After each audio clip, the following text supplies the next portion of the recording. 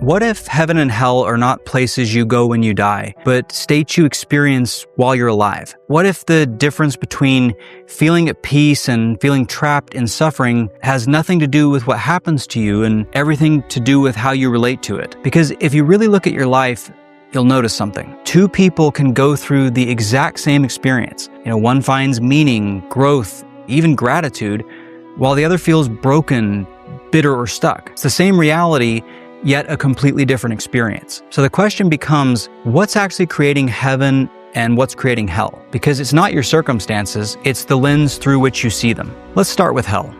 Not the version you may have been taught growing up, but the one that people live every day. Hell is not the pain you experience, it's the fear of the pain.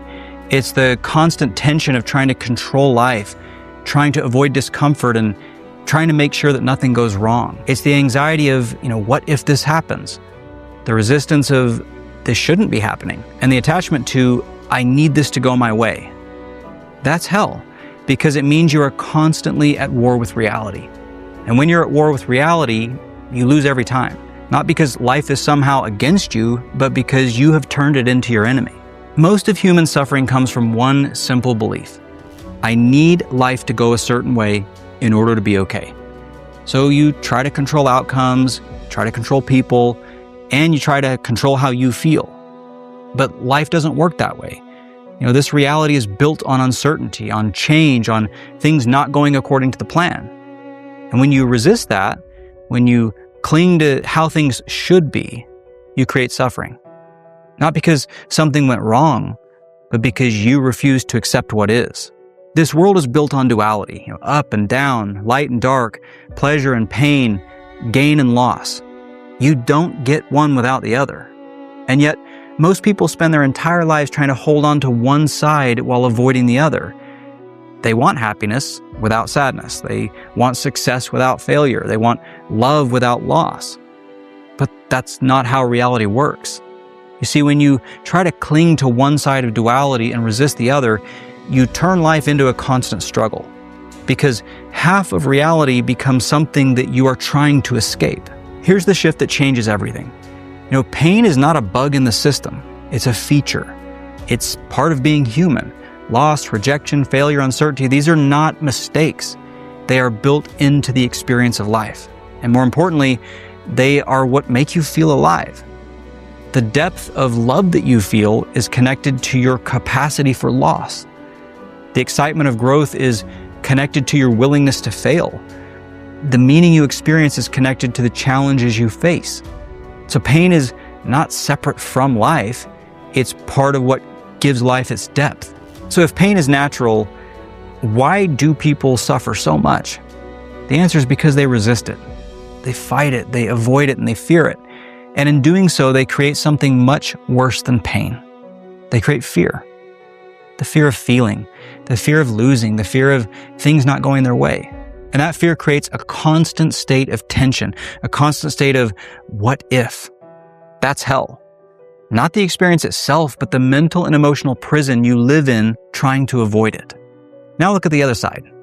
If hell is created through resistance, then heaven is created through acceptance. So heaven is not the absence of pain, it's the absence of resistance to it.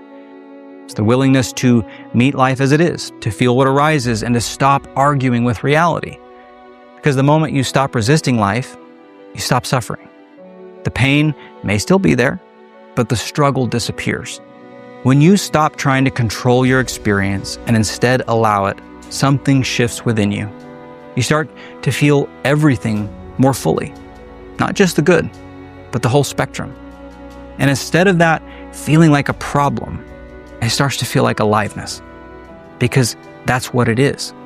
You see, to feel deeply is to be alive.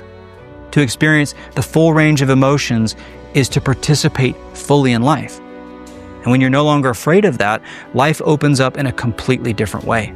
Heaven is not something you earn, it's something you allow. It's what happens when you stop turning life into a problem and start experiencing it as it is. And you stop clinging to what you want and stop resisting what you don't. You find peace. Not because everything is perfect, but because you're no longer fighting it. Heaven and hell are not places you go when you die. They are states you experience while you're alive. And they're not determined by what happens to you, but how you relate to what happens to you. So if you live in fear, if you resist reality, if you try to control what cannot be controlled, you will create hell. But it won't be life doing it to you. If you accept, if you allow, if you feel life fully without resistance, you'll create heaven. Not somewhere else, but inside you. Thanks for watching this video today. If you get value from my content, make sure you like, subscribe, and turn on notifications. I don't want you to miss future conversations about awareness and emotional freedom and enlightenment. And if you really want to go deeper into the work, head over to my website at keithcrossley.com. I've got additional teachings and resources and coaching options, all designed to help you attain the highest levels of mental and emotional freedom. I really appreciate you being here, and I'll look forward to seeing you in the next video.